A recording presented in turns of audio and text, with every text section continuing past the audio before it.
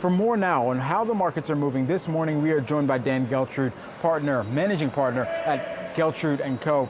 Dan, great to see you this morning. States like New York and Florida have full reopening plans on the books, leading to retail stocks ripping as of late. Do you think it's appropriate for these department stores like Dillard's and Gap to be trading at highs for the year on the news of some of these reopenings? Yeah, I think it is, Brad, because look, it's clear sailing ahead unless for some reason we have a significant setback related to the pandemic, which I don't think is going to happen because we have so many people getting vaccinated now, and the vaccination process has really been a huge success in the United States. So the government actually, who I don't like to give a lot of credit to, has really done a great job, both the Trump administration as well as the Biden administration. As far as retail goes, look, people have been locked down for a long time and they've been wearing sweats. A lot of us have outgrown our clothes. So I think what's going to happen is a lot of people want to get back out there, do the shopping. There is pent-up demand, but there's a true need. We're changing seasons as well. We're going into the warmer months. You're going to have new styles coming out. So I think the retail sector across the board really has a lot of runway in front of it. And I think the market is seeing that. I don't think it's all baked in just yet. It's good news all the way around, Brad. All right, sweatpants and technical fabrics can't outgrow them if they stretch to fit you. According to market research group NPD, 47.5% of Americans plan to purchase new clothes in the next 60 to 90 days. Are these classic names like Macy's and Kohl's the best options for investing in apparel, or is it the more direct-to-consumer names that we've been tracking over the course of the pandemic? I think it's going to be direct to consumer. There's no question about the fact that the way people go about purchasing goods has changed. Now, do I think people want to get out and visit brick and mortar retail? Yes, I think they do. But there's still a convenience factor related to being able to get the products that you want without having to do any traveling. However, I think that the future in retail remains online for the most part, but because of the circumstances that we're in, a lot of brick and mortar is going to get attention, and I think that's going to go on at least through the end of the year.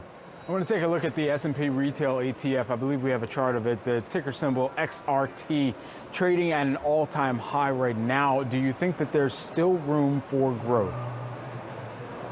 Yeah, I think there is, because when we start talking about the amount of people who really want to go out and shop retail, I think there's room there. I would not be afraid with how high we are at this point right now.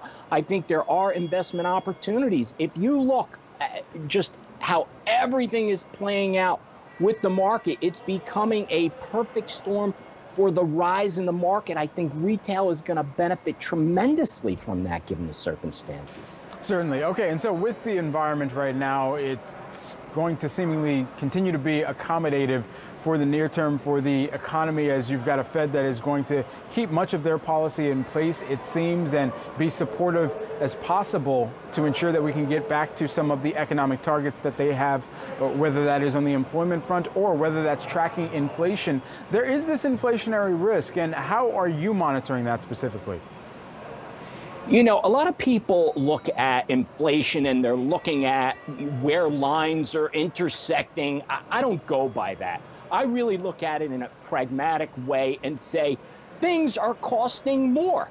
If you're going to the store, whether it's grocery or you're going to places like Home Depot because you need something for your home, the prices are going up. So all of this talk related to inflation, it's already arrived. We're already there. Now, inflation is not a bad thing for the market as it stands right now. However, we have to look at how the Fed will react over the long term. Right now, they're in the space of quantitative easing, and they're looking at keeping interest rates low. Now, as long as they're keeping interest rates low, they are going to continue to fuel the market. There's nowhere else to go. And there's so much money out there through stimulus. So I think that the threat of inflation on the market is not that great, although inflation overall is that hidden tax on so many consumers, but that's a different impact. And then just additionally, Dan, while we do have you, I want to get your take on President Biden pushing for a higher capital gains tax and corporate tax rate, especially as that would be seen as one of the methods to paying down some of the other proposals that the administration has put forward, or even the coronavirus response measures that have been necessary for us to continue to economically weather the pandemic that we are still navigating our way out of right now. Well, if you look at what's happening in the economy, are we really struggling to recover anymore? Now, I understand, Brad, that there are people that need help. So I am not against government programs to help people that are truly in need. My issue is that it's too much stimulus. And when you do that, you create other problems, such as inflation.